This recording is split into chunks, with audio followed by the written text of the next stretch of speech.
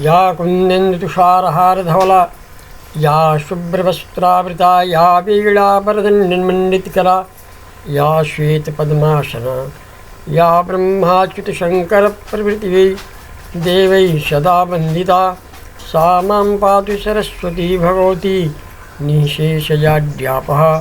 शारदां शारदां भूय वदना वदनाम्बुजे सर्वदा सर्वदास्माकं सन्निधिं क्रियात्। माननीय सचिव महोदय एवं आदरणीय प्रधानाचार्य महोदय, भारतेश्वरी मड़वारी संस्कृत महाविद्यालय छपरा, वैश्विक महामारी कोविड-19 के परिवेश में घर से कक्षाओं के संचालन क्रम में प्राप्त निर्देशानुसार मैं डॉक्टर चंद्रभान त्रिपाठी प्रत्यहन घर से कक्षाओं का संचालन शास्त्री प्रथम द्वितीय तृतीय वर्ष के छात्रों को कर रहा हूँ। छात्रों को आज अभिज्ञान शाकुंतलम, मेघदूतम, विक्रमोर्वशीयम, रत्नावली प्रभृति नाटिकाओं के पाठ्यक्रमानुसार महाकवि कालिदास की जीवन वृत्ति पर मैं आज प्रकाश डाल रहा हूँ। महाकवि कालिदास का स्तुति काल कब है? यद्यपि उन्होंने अपने महाकाव्यों नाटकों में अपने जीवन के विषय में कुछ नहीं लिखा है, फिर भी बाह्य और अंतः साक्ष्यों के अनुसार हम उनके स्तुति काल की समीक्षा करेंगे। सर्वप्रथम हम कालिदास के स्तुति काल के विषय में 5 मतों का अवलंबन कर लेते हैं। मैं अपने छात्रों से कक्षाओं में भी अनेक बार इस बात पर जिक्र कर चुका हूँ। इस देश का सबसे बड़ा दुर्भाग्य यह है कि हम जो इतिहास अपने छात्रों को पढ़ाते हैं उस इतिहास का कुछ इतिहास नहीं है, कोई इतिहास नहीं।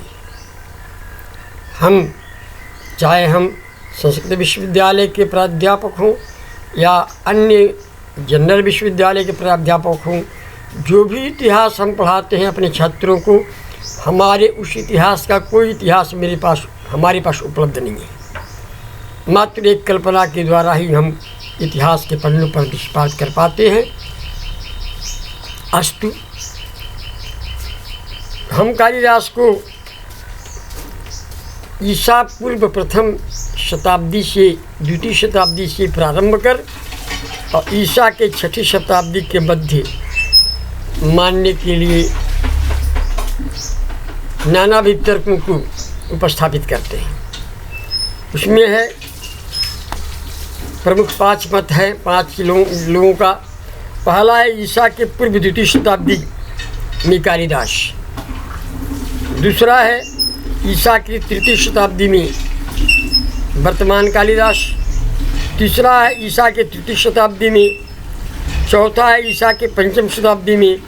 और 5वां है ईसा की 6वीं शताब्दी में कालिदास की स्थिति।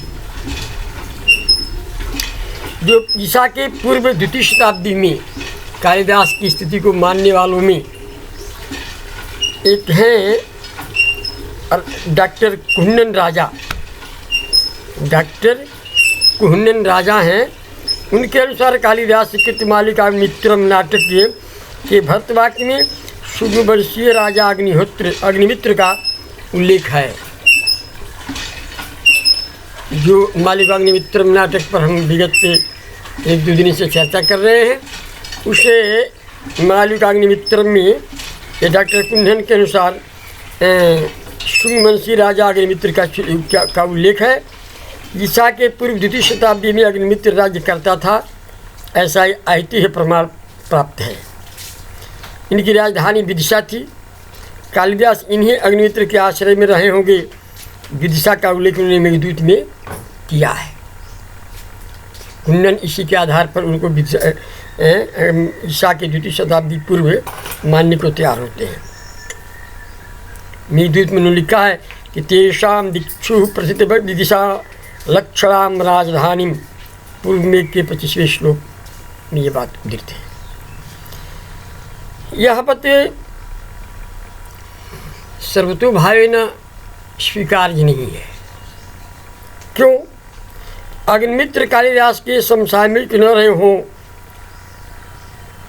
अपितु अग्निमित्र और कालिदास के बीच में अधिक समय का व्यवधान हो, विदिशा का उल्लेख मात्र कर देने से यदि कालिदास को अग्निमित्र के समय में से संबंध करना उचित माना जाए तो अनेक नगरों के विशद वर्णन के कारण तत्त नगरों के शासकों के काल में से कालिदास को क्यों न संबंध माना जाए। विदिशा का नाम लिए, उज्जैनी का नाम लिए हैं, रामगिरी पर्वत का नाम लिए हैं, तो जहाँ जहाँ जिन जिन नगरों का नाम लेते हैं उस नगर के राजा का आश्रय उनको प्राप्त था, वहाँ रहे होंगे, या मान लेने से उनका जन्मस्थान और भी विभाजित हो जाता है। इसलिए इस मत को ये लोग स्वीकार नहीं करते हैं, बहुत से समीक्षक स्वीकार नहीं करते हैं।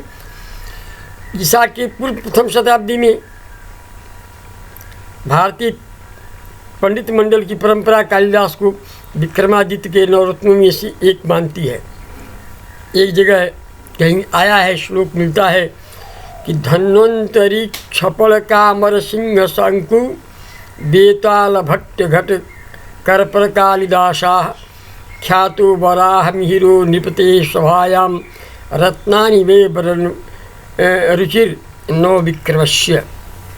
राजा विक्रम के सभा में नवरत्न थे। उन नवरत्नों में धन्वंतरी थे, छपल थे, कामर सिंह थे, शंकु थे, बेताल थे, घटकरपर थे, कालिदास थे, बारह मिहिर थे इत्यादि नवरत्नों से, नौ विद्वानों से उनकी सभा सुशोभित हुआ करती थी, ऐसा उल्लेख मिलता है। परंतु आज भी जो समीक्षकों की दृष्टि में इस पर मतभेद है। ईसा से 26 वर्ष पूर्व विक्रम संवत के संस्थापक तथा विक्रमादित्य की उपाधि को धारण करने वाले उज्जैनी के राजा कालिदास के आश्रयदाता थे, अथवा विक्रमादित्य की उपाधि को धारण करने वाले चंद्रगुप्त द्वितीय, उनका समय ईसा ईस्वी 351 से 415 है। तो ईसा पूर्व प्रथम शताब्दी के समर्थक विद्वान चंद्रगुप्त द्वितीय को कालिदास का आश्रयदाता नहीं मानते, अपितु ईसा पूर्व 26 वर्ष विक्रम संवत के संस्थापक विक्रमादित्य को ही मानते हैं। ऐसा क्यों? दो विक्रमादित्य हुए हैं अपने यहाँ। भारतीय परंपरा चंद्रगुप्त द्वितीय को कालिदास का आश्रयदाता मानने के पक्ष में नहीं है। चंद्रगुप्त द्वितीय जो हुआ 351 के बाद, 351 से 413 ईस्वी के मध्य जो भारत पर शासन किया। एक राजा वो हैं गुणाढ़ हैं, गुणाढ़ की जो बृहत कथा पर आधारित सोमदेव कृत कथाचरित सागर में उज्जैनी के राजा महेंद्रादित्य के पुत्र परमारवंशी राजा विक्रमादित्य का भी वर्णन मिलता है। विदेशियों को हटा करके मालवगढ़ स्थिति संघ के एक नवीन संवत्सर को प्रयुक्त करने वाले परम शैव प्रसम्राट वैदिक धर्मानुयायी उज्जैनी के महाकाल मंदिर का निर्माण करवाया। कालिदास विक्रमोर्वशीयम नाटक में विक्रमादित्य एवं उनके पिता महेंद्रादित्य दोनों का प्रकारांतर से उल्लेख किए हैं। ऐसी संभावना है कि इस नाटक का अभिनय विक्रमादित्य के सिंहासनारूढ़ होने के समय हुआ होगा। और भी है, गाथा सप्तती संग ग्रंथ में विक्रम का उल्लेख हुआ है।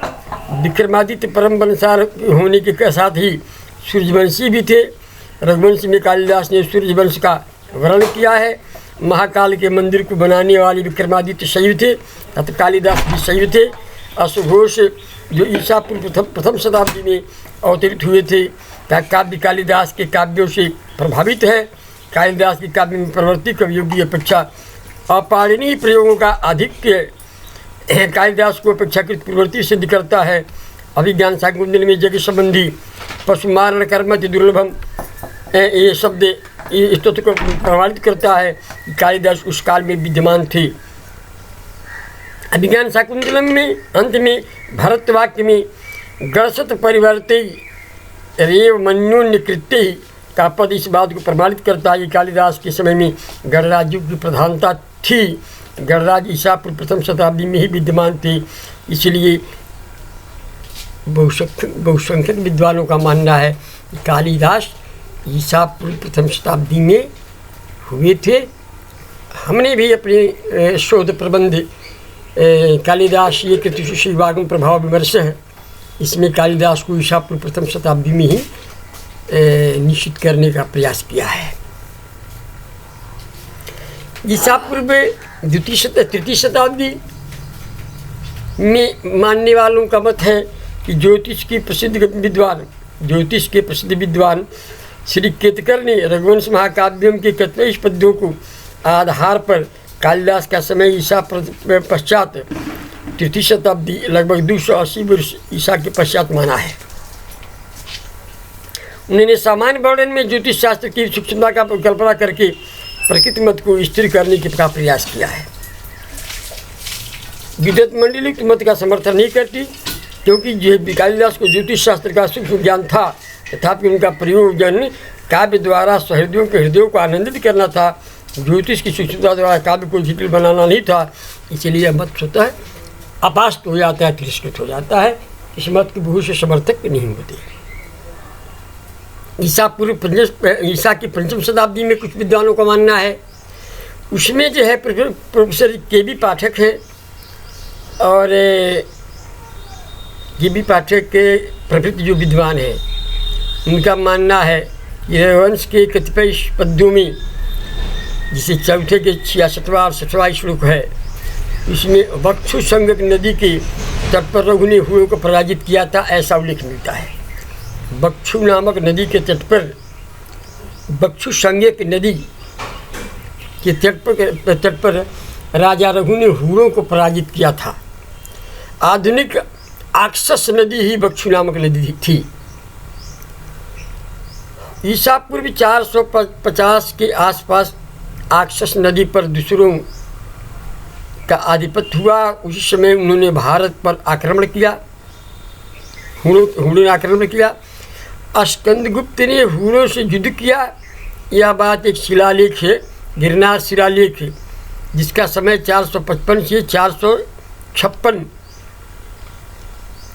ईस्वी है, सिद्ध होता है। अतः कालिदास का समय 450 ईस्वी से 455-456 सन के मध्य यह निश्चित किया जा सकता है। हुणों का उल्लेख अवेस्ता और महाभारत, ललित विस्तार, ईसा की तृतीय शताब्दी आदि ग्रंथों में भी पाया जाता है। अतः कालिदास को पंचम शताब्दी के पूर्व भी माना जा सकता है।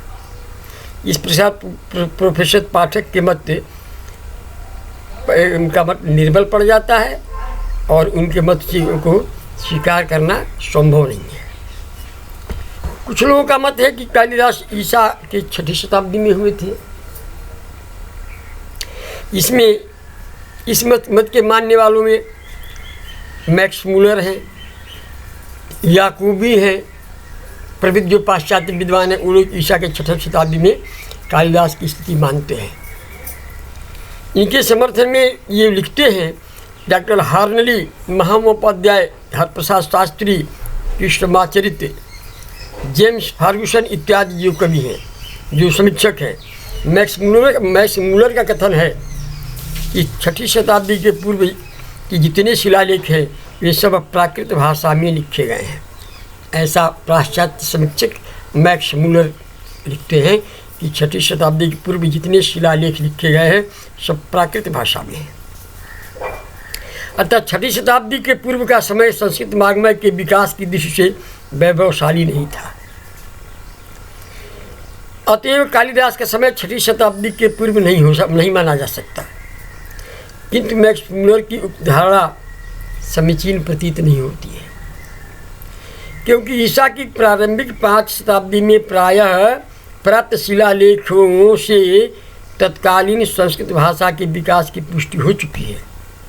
अश्वघोष के समय कालिदास, बुद्धचरित एवं सौंदर्यानंद संस्कृत भाषा की अनूठी कृतियाँ आ चुकी थी। इसलिए ये मैक्स वेबर महोदय का कथन युक्त संगत प्रतीत नहीं होता।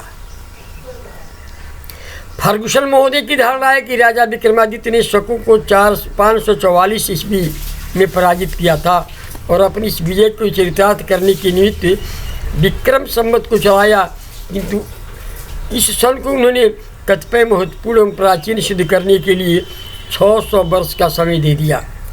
अर्थात इस सन का प्रारंभ ईसा पूर्व 56-57 वर्ष से किया था, जबकि इसके प्राचीन होने का वास्तविक समय ईस्वी सन 544 है। इस प्रकार विक्रमादित्य का समय 544 ईस्वी के आसपास माना जा सकता है, ये फर्गुसन महोदय कहते हैं। उनके विभिन्न मत विद्वानों के अनुसार कालिदास विक्रमादित्य के नवरत्नों में से थे, अतएव कालिदास का समय 6वीं शताब्दी मानना उपयुक्त होगा, समीचीन होगा। भारतीय शिलालेखों के अध्ययन से स्पष्ट हो गया है कि 544 ईस्वी सन की एक शताब्दी से भी अधिक पहले मालव संवत के नाम से विक्रम संवत की स्थापना हो चुकी थी। फिर विक्रम संवत के आधार पर कालिदास का समय 6वीं शताब्दी कैसे स्वीकार किया जा सकता है? ज्योतिष शास्त्र के प्रकांड विद्वान आचार्य बाराहमिहिर की कृति बृहत संहिता तथा कालिदास कृत रघुवंश के में प्राप्त ज्योतिष संबंधी विवरण से अत्यधिक समानता प्रतीत होती है। भूमि की छाया के कारण चंद्र ग्रहण होता है। चंद्रमा का सूर्य की किरणों द्वारा प्रकाशित होना। बाराहमिहिर एवं कालिदास एक ही विक्रमादित्य की सभा में नवरत्न थे। इस परंपरा पर विश्वास करने पर कालिदास का समय 6वीं शताब्दी में ठहराते हैं, मानते हैं। तथापि प्रथम तर्क में कालिदास चंद्रमा की कालिमा का वर्णन करते हैं, चंद्रग्रहण का नहीं। तथा द्वितीय तर्क में सूर्य किरणों द्वारा चंद्रमा को प्रकाश मिलता है। तो ईसा पूर्व 8वीं शताब्दी के यास्क रचित ग्रंथ निरुक्त में ये तथ्य वर्णित है।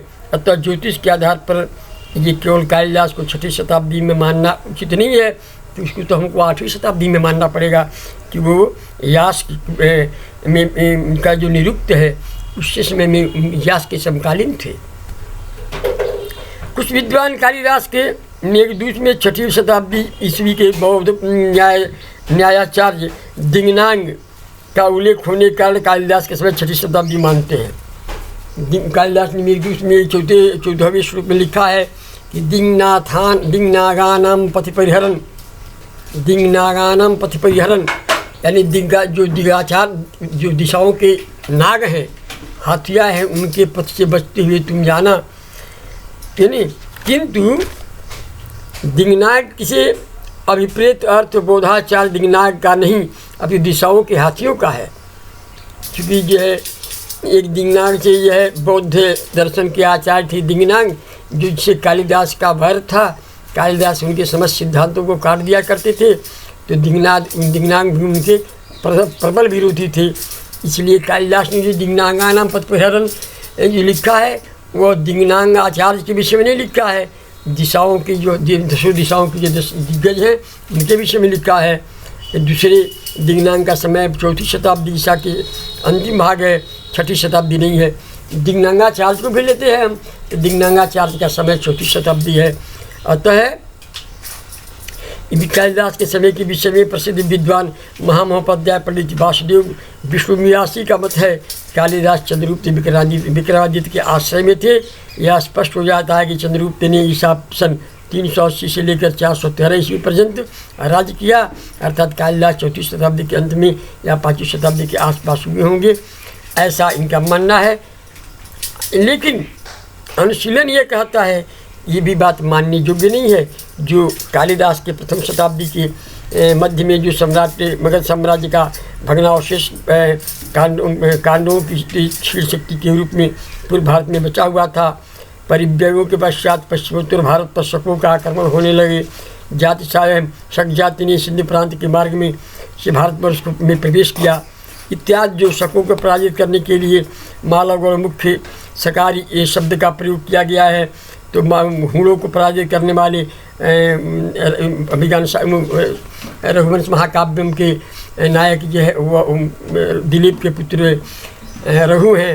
इन तमाम सिद्धांतों की समीक्षा करने के बाद अंत में हम इस तथ्य पर पहुँचते हैं कि कालिदास को तमाम विवादों से दूर हट करके ईसा पूर्व प्रथम शताब्दी में मानना ही समीचीन और तर्कसंगत होगा। अस्तु, अब हम कल जो है दूसरे पाली में, आज ही की दूसरे पाली में कालिदास की उपमाओं का मनोवैज्ञानिक वर्णन, कालिदास के ग्रंथों में जो उपमाएँ हैं उन उपमाओं का मनोवैज्ञानिक वर्णन पर प्रकाश डालेंगे, जो उपशास्त्री शास्त्री तीनों वर्ष के छात्रों के लिए उपयोगी होगा। अस्तु।